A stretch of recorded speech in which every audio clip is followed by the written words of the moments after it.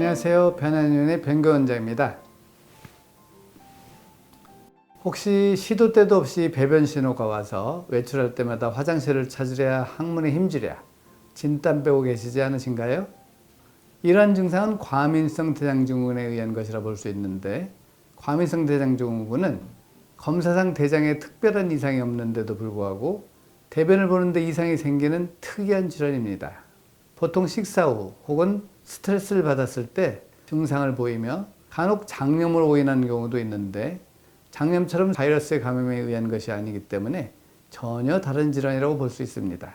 현재 우리나라 인구의 약 15% 이상이 과민성 대장증후군을 앓고 있다고 하는데, 증상의 유형과 빈도가 다양하게 나타나서 자신이 과민성 대장증후군을 앓고 있는지 모르거나 알고 있더라도 치료가 어려워서 방치했다가 대장과 관련 없는 섬유근육통, 편두통, 불면증, 갑상선 기능 저하증, 자가면역 질환 등으로 발전하여 고통받는 분들도 상당히 많습니다. 그래서 오늘은 과민성 대장증후군으로 나타날 수 있는 증상들과 그에 따른 치료법에 대해 자세히 알려드리겠습니다. 그러니 갑자기 배변 양상에 심한 변화가 생겼다면 꼭 끝까지 시청해 주세요. 우선 과민성 대장증후군은 앞서 말했듯 여러 증상으로 나타날 수 있는데, 크게 설사형, 변비형, 변비설사 혼합형, 복부팽만형 네 가지 유형으로 나뉩니다. 첫 번째로 설사형은 과민성 대장증후군의 한 유형으로 긴장하거나 스트레스를 받았을 때 설사를 하거나 묽은 변을 보고 변을 본 후에 잔변감이 있는 경우를 말합니다. 특이하게 소화불량 증상을 보이지 않으며 음식을 조금이라도 먹었다면 식후 10분 이내에 배변 신호가 올 수 있습니다. 해당 유형은 장 운동성 이상으로 대변이 빠르게 이동되어 대장 점막에서 수분을 제대로 흡수하지 못해서 대변에 수분이 많아져 설사 형태가 되는 것으로 보통 장내 유해균 과다 증식이 원인입니다. 장내 유해균이 과다하게 증식되어 활성화되면 장 운동성에 이상이 생기고 소장과 대장에서 수분 흡수가 제대로 이루어지지 않게 됩니다. 그렇기 때문에 과민성 대장증후군 설사형을 치료하기 위해서는 유해균과 같은 장내 독성 물질을 제거하는 해독 치료를 받으시는 게 좋습니다. 두 번째는 변비형으로 배변 횟수가 3일에 한 번 정도로 줄거나 변이 단단하여 대변이 잘 나오지 않는 경우를 말합니다.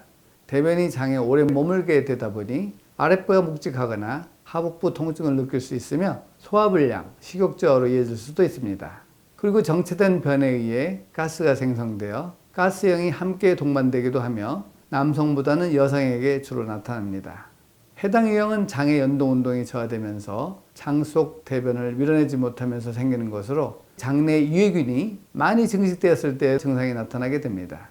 장내 세균층이 불균형해지면 소장 육모가 손상되면서 유해물질이 혈액내로 쉽게 침투하게 되고, 이때 자율신경계가 과도하게 자극되면서 대장 기능이 떨어지기 때문입니다.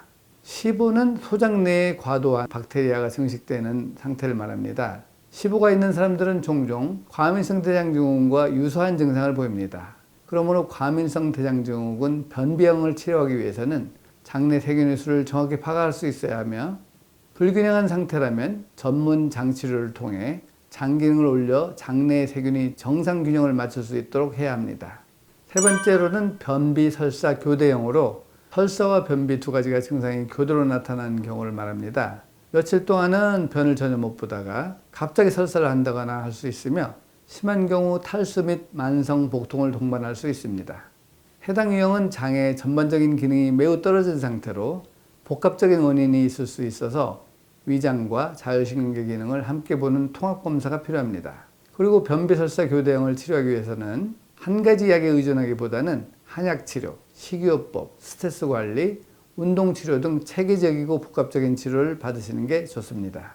마지막으로 네 번째는 복부팽만형으로 배에 가스가 너무 차서 복부가 부풀어 오르거나 복부 불쾌감, 복통을 느끼는 경우를 말합니다. 음식을 섭취했을 때 속이 더부룩해지거나 배에서 소리가 날 수 있는데, 해당 증상이 지속되면 설사 혹은 변비형으로 이어질 수가 있습니다.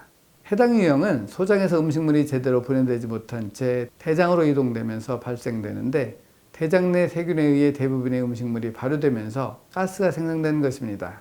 그렇게 실질적으로는 소장에서 소화효소가 잘 생성되지 않는 것이 원인이라고 볼 수 있습니다.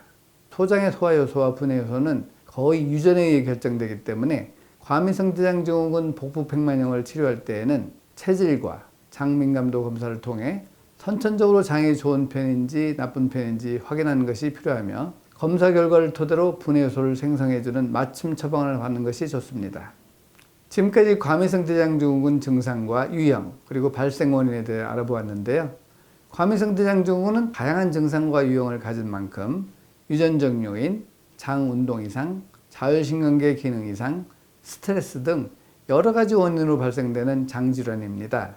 그렇게 유형별로 치료하고 관리해 줄 필요가 있으며 무엇보다 원인을 찾아 치료하는 것이 아주 중요합니다.